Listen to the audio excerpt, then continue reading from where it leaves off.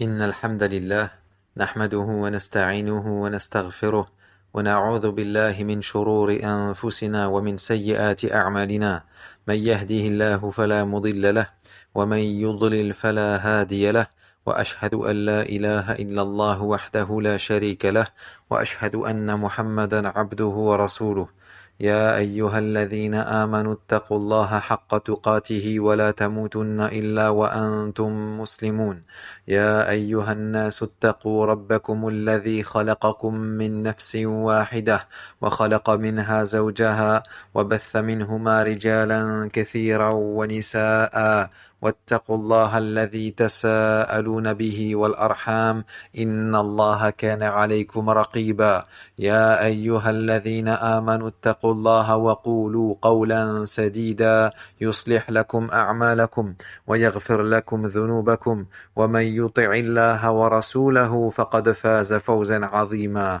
أما بعد فإن أصدق الحديث كتاب الله وخير الهدي هدي محمد صلى الله عليه وسلم وشر الأمور محدثاتها وكل محدثة بدعة وكل بدعة ضلالة وكل ضلالة في النار أما بعد. Ceci est le quatrième cours dans l'explication du livre Al-Qawa'id al-Arba', les quatre règles du Cheikh Mohammed ibn Abdel Wahhab rahimahullah ta'ala. Et avant de commencer, je voulais revenir sur une chose que j'ai dit dans un cours passé. J'ai dit qu'on ne doit pas dire Al-Qawa'idu al-Arba'atu, mais plutôt qu'on doit dire Al-Qawa'idu al-Arba'u, car le qualifiant lorsqu'il est un nombre entre 3 et 10 et qu'il est cité après son qualifié doit être inversé dans le genre. C'est-à-dire si le men'out est féminin, eh bien on rend le na'at masculin. Mais ces jours-ci, j'ai remarqué que certains mashayikh, dans le titre dans leur sharh, ont écrit Sharh al-Qawa'idi al-Arba'ati, avec un ta marbuta. Et après une modeste recherche sur le sujet, j'ai trouvé qu'il y a une divergence sur la question et que plusieurs contemporains ont autorisé de choisir soit de laisser le na'at au féminin ou au masculin. Selon eux, donc, tu peux dire Ja'a rijalun thalathatun ou Ja'a rijalun thalathun. Et leur avis est basé sur un vers de poésie mais dont l'istidlal est discutable. Yani en comparaison à tout ce qu'on trouve dans le Coran et la Sunna qui suit la règle que je vous ai citée, c'est-à-dire que le genre doit être inversé, comme dans le verset Wa kuntum azwajan thalathatan. Azwajan, pluriel de zawj est masculin, et thalathatan féminin. Ou encore le verset Qul man rabbus samawati as-sab'i. As-sama est féminin et as-sab' masculin. Ou comme dans le hadith Idha jalasa bayna shu'abiha al-arba'. Shu'batun, c'est féminin, et arba' masculin. Ou comme dans sa parole sallallahu alayhi wa sallam Fadhalika mithlu salawati al-khams. Wa hakadha. Donc pour résumer, un avis dit qu'il est obligatoire d'inverser le genre, comme ce que je vous ai dit la dernière fois, et un autre avis dit qu'on a le choix. Mais même ceux-là, ils disent que al-afsah, le plus éloquent, c'est d'inverser. Et donc de dire al-qawa'idu al-arba'u, comme l'a nommé l'auteur. Ala kulli hal, revenons au vif du sujet. Nous avons vu dans le cours précédent la première des 4 règles qu'a cité le Cheikh rahimahullah, dont le résumé est que Tawhid al-Rububiyya, l'unicité dans la seigneurie, ne suffit pas pour être sauvé du feu le jour de la résurrection. Et nous allons maintenant voir la deuxième règle, incha'Allah. L'auteur a dit Al-Qa'idatu thaniya, annahum yaqulun ma da'awnahum wa tawajjahna ilayhim illa li talabil qurbati wa shafa'a.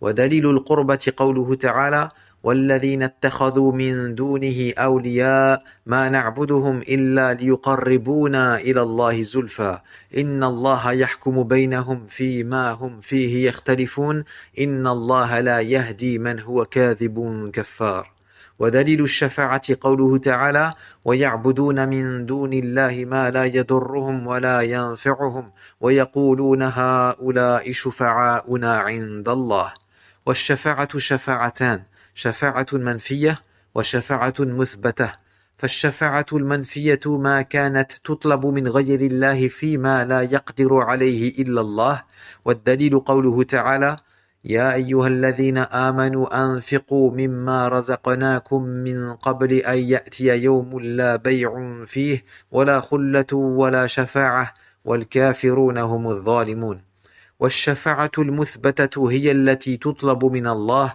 والشافع مكرم بالشفاعة والمشفوع له من رضي الله قوله وعمله بعد الإذن كما قال تعالى من ذا الذي يشفع عنده إلا بإذنه.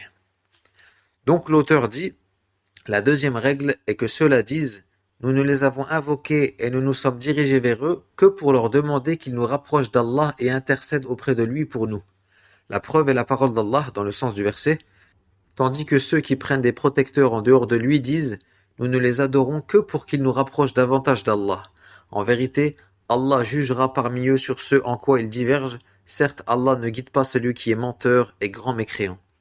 Et la preuve de l'intercession est la parole d'Allah Ta'ala, dont le sens est « Et ils adorent en dehors d'Allah ce qui ne peut ni leur nuire ni leur profiter et disent « Ceux-ci sont nos intercesseurs auprès d'Allah. » Et l'intercession est de deux types, une intercession niée et une intercession affirmée. L'intercession niée, c'est celle qui est demandée à autre qu'Allah concernant ce dont Allah seul est capable.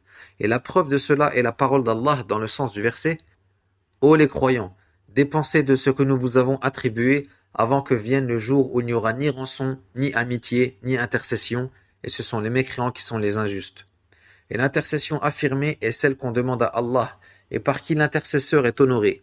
Et l'intercédé est celui dont Allah a agréé la parole et l'acte après en avoir donné la permission. Comme l'a dit Allah, traduction rapprochée, qui peut intercéder auprès de lui sans sa permission? Taïb. Nous avons vu dans la première règle que les polythéistes qu'a combattu le messager d'Allah sallallahu alayhi wa sallam savaient que Allah seul crée, que seul Allah accorde le rizq, et que seul Allah dirige l'univers, et qu'en aucun cas leurs idoles n'avaient ce pouvoir. Donc on pourrait se demander, mais alors pourquoi adoraient-ils ces idoles? Eh bien la réponse se trouve dans cette seconde règle qui, tout comme la première, est une réponse à une ambiguïté. Quelle est cette ambiguïté? Les mushrikoun de notre époque, qui s'attribuent à l'islam, nous disent « Nous n'adorons pas ces hommes lorsque nous allons sur leur tombe. Nous ne faisons que leur demander d'intercéder pour nous auprès d'Allah, car ces hommes étaient des pieux, des saints, des alliés d'Allah, tandis que nous sommes de pauvres pécheurs. Nous passons donc par leur intermédiaire pour demander à Allah. » Voilà leur shubha. Donc le shirk, pour répondre à cette ambiguïté, nous explique dans cette règle que les mushrikines de la Jahiliya également n'adoraient leurs idoles que pour deux choses, al-qurba wa shafa'a, pour qu'elles les rapprochent d'Allah et qu'elles intercèdent pour eux auprès d'Allah. Et il est très important donc de maîtriser cette règle, car c'est cette ambiguïté, yani al-shafa'a, qui est la cause du shirk des anciens et des contemporains. Comme on l'a vu dans le premier cours, la majorité des mushrikoun de Quraysh n'adoraient pas ces idoles par croyance qu'elles ont le pouvoir de créer ou de accorder la subsistance, mais uniquement par croyance que ces idoles qui représentaient des hommes pieux étaient proches d'Allah et qu'ils allaient intercéder pour eux auprès d'Allah pour qu'il leur accorde ce qu'ils désirent. Et c'est exactement ce que font les juhal de notre époque lorsqu'ils se rendent à la tombe du prophète Mohammed sallallahu alayhi wa sallam à Médine, avec un petit bout de papier sur lequel ils ont écrit toutes les demandes de leurs proches. Ils se tiennent alors debout devant la tombe du messager d'Allah sallallahu alayhi wa sallam et lui demandent d'intercéder pour eux auprès d'Allah tabaraka wa ta'ala afin qu'il exauce toutes leurs demandes. Na'udhu billah min ash-shirk. Alors qu'Allah ta'ala dit wa idha sa'alaka ibadi anni fa inni qarib ujibu da'wata ad-da'i idha da'an. Et si mes serviteurs t'interrogent sur moi, qu'ils sachent que je suis tout proche, j'exauce l'invocation de celui qui m'invoque. Et si vous faites attention, vous remarquerez que dans le Coran, de nombreux versets débutent par « Yas'alunaka » ils te questionnent. « Yas'alunaka anil mahid »« Yas'alunaka anil ahillah »« Yas'alunaka anil khamri wal maysir » De nombreux versets dans lesquels Allah dit à son prophète « Il te questionne au sujet de ceci, il te questionne au sujet de cela. » Et à chaque fois, Allah lui dit juste après « Qul » dis. Il te questionne au sujet du butin, dis le butin est à Allah et à son messager. Il te questionne au sujet de l'âme, dis l'âme relève de l'ordre de mon Seigneur. Donc à chaque fois Allah dit Qul, car le prophète sallallahu alayhi wa sallam est l'intermédiaire dans la transmission du wahi, la révélation. Mais lorsque vint le sujet de l'invocation, ad-du'a, dans sourate al-Baqarah, wa idha sa'alaka ibadi anni, et si mes serviteurs t'interrogent sur moi, ici Allah n'a pas dit Qul, mais il a dit directement fa inni qarib ujibu da'wata ad-da'i idha da'an. Qu'il sache que je suis tout proche, j'exauce l'invocation de celui qui m'invoque. Pourquoi Allah n'a pas dit Qul? Réponse, car dans l'invocation, pas d'intermédiaire. Peu importe l'endroit dans lequel tu te trouves, adresse-toi directement à Allah subhanahu wa ta'ala. Wa qala rabbukum ud'uni astajib lakum. Innal ladhina yastakbiruna an ibadati sayadkhuluna jahannama dakhirin. Et votre Seigneur a dit, invoquez-moi, je vous exaucerai. Ceux qui, par orgueil, se refusent à m'adorer entreront dans l'enfer humiliés. Dans ce verset, premièrement, Allah nous ordonne de l'invoquer, lui, et non pas des humains ou encore moins des morts. Et deuxièmement, Allah qualifie d'orgueilleux ceux qui refusent de le faire. قال الذين يستكبرون. Et يا إخوة هذه الشبهة مبنية على قياس من أفسد ما يكون. Cette shubha est basée sur une analogie des plus corrompus. لماذا؟ لأنهم قاسوا الخالق على ملوك الدنيا الذين لا يطلب منهم مباشرة. Car ils ont fait une analogie entre le créateur et les rois de ce bas monde. كيف؟ في الدنيا, si tu as une demande à faire au roi, tu ne vas pas lui adresser directement. Plutôt, tu vas passer par un intermédiaire qui lui est proche afin qu'il intercède auprès de lui en ta faveur. Sans quoi, il est peu probable que le roi réponde à ta demande. Eh bien, les mushrikoun, de par cette analogie, ont dit « Il nous incombe de passer par les anges ou les prophètes ou les pieux pour nous adresser à Allah Azza wa Jal. » Ils ont donc associé à Allah ces intermédiaires en les invoquant et en leur vouant des adorations. Tayyib. Le cheikh ensuite, comme à son habitude, fit suivre la règle par son dalil. Il cita donc le verset « وَالَّذِينَ اتَّخَذُوا مِن دُونِهِ أَوْلِيَاءَ الْآيَةِ. Une question se pose ici. Qui sont réellement awliyaullah, les alliés d'Allah, ou les saints comme certains les appellent? La réponse se trouve dans Surat Yunus. Allah Ta'ala dit أَلَا إِنَّ أَوْلِيَاءَ اللَّهِ لَا خَوْفٌ عَلَيْهِمْ وَلَا هُمْ يَحْزَنُونَ الَّذِينَ آمَنُوا وَكَانُوا يَتَّقُونَ. Certes, les alliés d'Allah n'éprouveront aucune peur et ne seront point attristés. Ce sont ceux qui ont cru et craignaient leur Seigneur. Allah les a donc décrits par deux attributs, al-iman wa taqwa. Et c'est en se basant sur cette preuve que Cheikh l'Islam a dit Man kana mu'minan taqiyyan kana lillahi waliyan. Celui qui est croyant et craint Allah est certes l'un de ses alliés. Et nous développerons plus cette mas'ala dans le livre suivant qui est Al-Usul al-Sitta, Inch'Allah. Maintenant, quel est le dalil que cette chose, yani prendre des intermédiaires entre nous et Allah, est de la mécréance? Eh bien, le dalil, c'est la fin du verset. Allah dit Inna Allah la yahdi man huwa kadhibun kaffar. Certes, Allah ne guide pas celui qui est menteur et grand mécréant. Allah huna akhbara annahum kadhabah thumma hakama alayhim bil kufr. Allah ici a informé qu'ils sont des menteurs, puis il les a jugés mécréants. Ils sont donc menteurs dans leur prétention que ces idoles les rapprochent d'Allah, et mécréants car cette intercession qu'ils demandent aux idoles est en réalité une forme d'adoration. Puis le cheikh cita le dalil de Ash-Shafa'a, yani la preuve du Coran qui démolit leur ambiguïté qui est la demande d'intercession. Allah dit وَيَعْبُدُونَ مِن دُونِ اللَّهِ مَا لَا يَضُرُّهُمْ وَلَا يَنْفِعُهُمْ وَيَقُولُونَ هَؤُلَاءِ شُفَعَاؤُنَا عِندَ اللَّهِ. Et ils adorent en dehors d'Allah ceux qui ne peuvent ni leur nuire ni leur profiter et disent ceux-ci sont nos intercesseurs auprès d'Allah. Subhanallah. On remarque que la shubha qu'avancent les mouchriquines de notre époque est exactement la même que celle des mouchriquines de Quraysh, yani la demande d'intercession. Et Allah lui-même, au début de ce verset, qualifie ce qu'ils font de ibadah lorsqu'il dit وَيَعْبُدُونَ مِن دُونِ اللَّهِ. Mais taban, si tu dis à ce soufi ou à ce chiite qu'il est en train d'adorer ce mort dans sa tombe en lui faisant des invocations, il va s'énerver, il va te dire que ce n'est pas de l'adoration. C'est mahabbatu salihin, l'amour des pieux. Mais comme on a vu dans le premier cours, al-ibratu bil haqa'iqi wal ma'ani, la bil alfadhi wal mabani. Ce qui compte, c'est la réalité de la chose et son vrai sens, et non pas le nom qu'on lui attribue en apparence. Donc peu importe comment il l'appelle, c'est bel et bien un acte d'adoration. Mais au fait, comment sait-on que tel ou tel acte est une adoration? Parmi les moyens de reconnaître une adoration, أولاً, إذا أمر الله بذلك الشيء. Premièrement, si Allah ordonne cette chose. ثانياً, إذا علق الله الإيمان به. Deuxièmement, si Allah lie cette chose à la foi. ثالثاً, إذا مدح الله فاعله. Troisièmement, si Allah éloge l'auteur de cette chose. رابعاً, إذا بين الله أجر فاعله. Quatrièmement, si Allah clarifie la récompense de celui qui fait cette chose. خامساً, إذا ذكر وعيد من جعله لغير الله. Cinquièmement, s'il cite la menace de celui qui fait cette chose pour autre qu'Allah. طيب, maintenant, quelle est la définition de الشفاعة? الشفاعة لغة من فعل شفع يشفع أي ضم الشيء إلى الشيء أو جعل الوتر شفعا. Donc, الشفاعة dans la langue arabe vient du verbe شفع, le fait de joindre une chose à une autre ou de rendre l'impair pair. Par exemple, si tu joins une raka'a à une autre, eh bien, on appellera cela shafa. Et ash-shafa'a shar'an, dans le lexique religieux, c'est at-tawassutu lil-ghayr bi jalbi naf'in aw daf'i darrin aw raf'ihi. C'est le fait d'intercéder pour autrui dans le but d'attirer un profit ou d'éloigner une nuisance ou de la repousser si elle s'est déjà produite. Puis l'auteur dit, et l'intercession est de deux types, une intercession niée et une intercession affirmée. L'intercession niée, c'est celle qui est demandée à autre qu'Allah concernant ce dont Allah seul est capable. Celle-là, c'est du shirk akbar, du polythéisme majeur faisant sortir la personne de l'islam si elle était musulmane. Comme demander à un mort, ou à un ange, ou à un djinn d'intercéder pour nous auprès d'Allah. Puis le cheikh dit, après avoir cité la preuve de l'intercession niée, et l'intercession affirmée est celle qu'on demande à Allah, et par qui l'intercesseur est honoré. Et l'intercédé est celui dont Allah a agréé la parole et l'acte après en avoir donné la permission. Comme l'a dit Allah, traduction rapprochée, qui peut intercéder auprès de lui sans sa permission? Pour résumer donc, les conditions pour demander à quelqu'un d'intercéder pour nous auprès d'Allah sont au nombre de 3. La première, Ridallahu anil mashfu'i lahu, qu'Allah agrée celui pour qui on demande l'intercession. La preuve, c'est le verset Wala yashfa'una illa liman irtada, et il n'intercède que pour celui qu'Allah agrée. La deuxième condition, Ridallahu anil shafi', qu'Allah agrée l'intercesseur.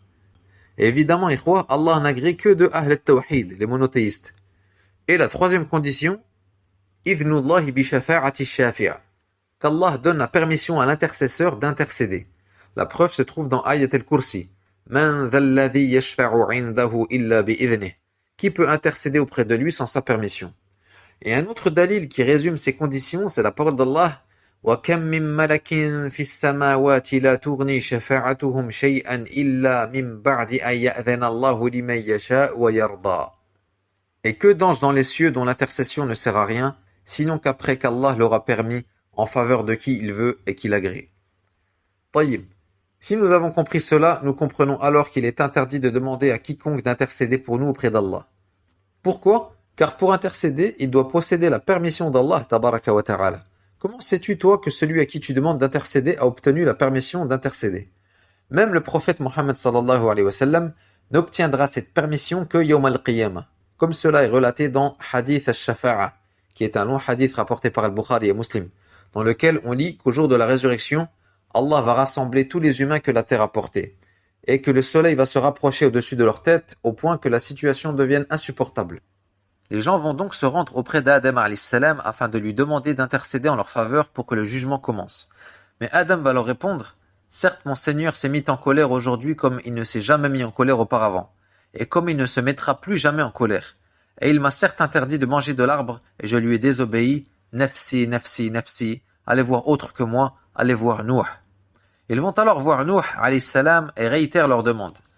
Mais Nuh refuse également et les renvoie vers Ibrahim alayhi salam, qui refuse également et les renvoie vers Moussa alayhi salam, qui refuse lui aussi et les renvoie vers Isa alayhi salam, qui refuse et les renvoie vers Muhammad sallallahu alayhi wa sallam.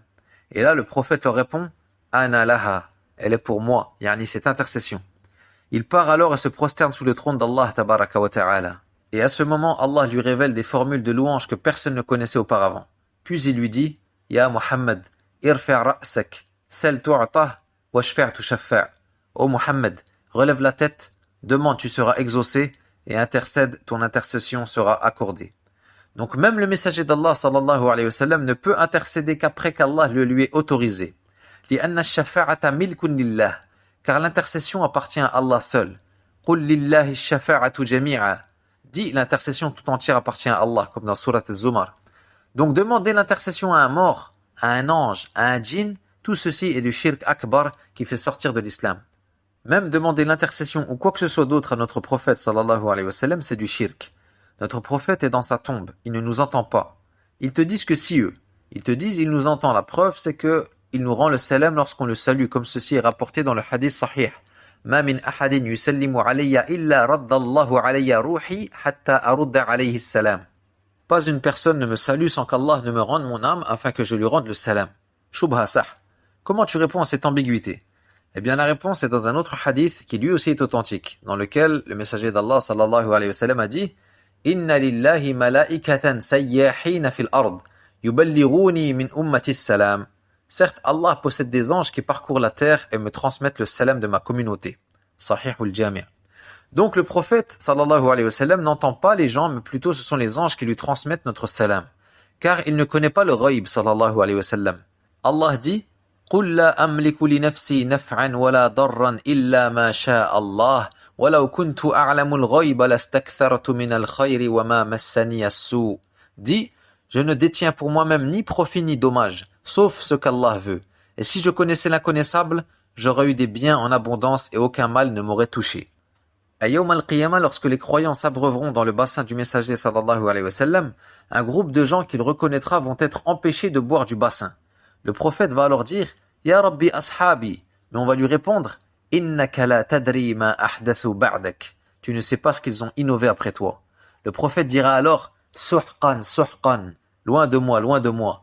Donc, il ne connaît pas le ghaib alayhi salatu wassalam.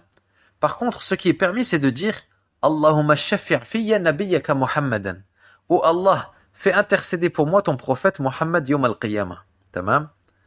Donc pour résumer, nous pouvons diviser la shafa'a en 3 catégories. La première, ash-shafa'atu bayna al-makhluqin fi ad-dunya. L'intercession entre les créatures. Un homme par exemple qui connaît un proche du roi, elle lui demande d'intercéder pour lui pour que le roi lui accorde ceci ou cela. Cette intercession est permise à condition déjà que la chose demandée soit halal et à condition que celui à qui tu demandes d'intercéder soit vivant, présent, capable et que tu saches qu'il n'est qu'une cause et que tout est entre les mains d'Allah tabaraka wa ta'ala. Ça, c'est la shafa'a entre les créatures, c'est-à-dire lorsque les 3 sont des êtres humains. Al-mashfu'u lahu, yani celui qui demande d'intercéder pour lui, al-shafi', celui qui intercède, et al-mashfu'u ilayh, celui auprès de qui on intercède. La deuxième catégorie, c'est al-shafa'atu al-manfiyya, l'intercession niée, celle dans laquelle la personne va demander d'intercéder à quelqu'un qui n'en a pas la capacité, comme un mort ou un absent. Celle-ci, c'est du shirk, même si c'est auprès d'Allah qu'il lui demande d'intercéder, car c'est exactement ce que faisaient les mushrikoun de Quraysh. Et la troisième catégorie, c'est ash-shafa'atul muthbata, l'intercession affirmée. Et celle-là ne se produit que Yawm al-Qiyamah. Et c'est celle-là dont on a déjà cité les 3 conditions. Qu'Allah autorise cette intercession, qu'Allah agrée l'intercesseur, et qu'Allah agrée celui pour qui l'intercesseur intercède. Et cette intercession affirmée se redivise en 2 sous-catégories. Une qui est khassatun bin nabi sallallahu alayhi wa sallam, spécifique au prophète seulement, comme celle qu'on appelle ash-shafa'atul uzma, qu'on a cité dans hadith ash-shafa'a, lorsque le messager sallallahu alayhi wa sallam est sollicité par les gens yawm al-qiyamah afin qu'Allah commence le jugement. Il y a également l'intercession du prophète sallallahu alayhi wa sallam pour son oncle Abu Talib, qui est la seule intercession acceptée pour un kafir, afin que son châtiment soit allégé. Comme cela est rapporté par Al-Bukhari et Muslim, lorsque le messager sallallahu alayhi wa sallam informa que son oncle est « fi dahdahin min nar », yani dans un endroit en enfer où il subit le plus léger châtiment. Et il dit « Laoula ana la kana fi darki al-asfali min an-nar ». Si ce n'était mon intercession, il serait dans le plus bas degré de l'enfer. Na'udhu billahi min an-nar. Et également l'intercession du prophète sallallahu alayhi wa sallam pour qu'on ouvre les portes du paradis, comme dans Sahih Muslim. Et la deuxième sous-catégorie de ash-shafa'atul muthbata, c'est celle qui est amma, générale à tous les prophètes ainsi qu'aux anges et aux croyants. Et celle-ci concerne l'élévation en degré des monothéistes au paradis, mais également ceux parmi eux qui méritent d'entrer en enfer afin qu'ils n'y entrent pas, et aussi ceux qui sont entrés en enfer parmi les monothéistes pour qu'ils en sortent. Et concernant la shafa'a qui est demandée fi dunya pour al-akhirah, comme le fait que tu demandes à ton frère d'intercéder pour toi auprès d'Allah yawm al-qiyamah si Allah le lui permet, eh bien le cheikh Abdelaziz al-Rajihi hafidhahullah dit que ceci est du shirk. Et le cheikh Derash al-Ajmi hafidhahullah m'a donné une réponse pertinente. Il m'a dit, comment peux-tu demander à quelqu'un qu'il intercède pour toi yawm al-qiyamah? Yawma yafirru al-mar'u min akhihi wa ummihi wa abihi. Celui-là, il fuit ses parents yawm al-qiyamah. Fa kayfa yashfa' lak? Comment va-t-il se souvenir de toi aslan pour intercéder pour toi? Donc ceci n'est pas permis. Voilà pour la seconde règle citée par l'auteur, le Cheikh Mohammed ibn Abdel Wahhab, rahimahullah ta'ala. Allahumma inna na'udhu bika min zawali ni'matik, wa tahawuli afiyatik, wa fuja'ati niqmatik, wa jami'i sakhatik. Wa subhanaka Allahumma wa bihamdik, ashhadu an la ilaha illa ant, astaghfiruka wa atubu ilayk, wa sallallahu ala nabiyyina Muhammadin wa ala alihi wa sahbihi ajma'in.